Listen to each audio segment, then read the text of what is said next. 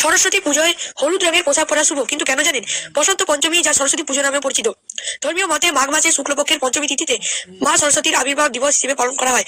শিক্ষা, জ্ঞান, শিল্প ও সঙ্গীতের দেবী সরস্বতীর উদ্দেশ্যে নিবেদিত এই বিশেষ দিন পঞ্চমী তিথিতে মা সরস্বতীর আরাধনা করা হয় বলে এই দিনটি আবার শ্রী পঞ্চমী নামেও পরিচিত। এই পুজোর সঙ্গে হলুদ রঙের বিশেষ সম্পর্ক রয়েছে। এদিন হলুদ শাড়ি ও হলুদ পাঞ্জাবিতে সেজে ওঠে কিশোর কিশোরীরা। কিন্তু জানেন কেন এই রঙকেই বেছে নেওয়া হয়েছে তা কি জানেন? শাস্ত্র মতে এবছর দুদিন পড়েছে সরস্বতী পুজো।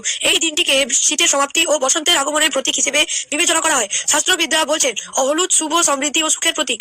ভারতবর্ষের ঋষিরা হলুদ রঙের পোশাক ব্যবহার করে আসছেন। আবার হলুদ সূর্যেরও রং, যা শক্তি ও উদ্দীপনার প্রতীক। বসন্তের আগমনের সঙ্গে সঙ্গে ঠান্ডা কমতে শুরু করে।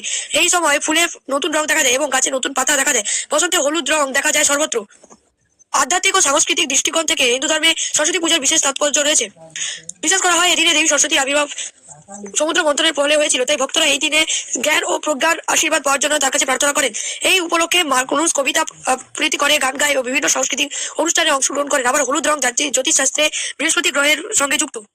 আপনিও কি সরস্বতী পূজায় হলুদ রঙের পোশাক পরেন? কমেন্টে জানাবেন।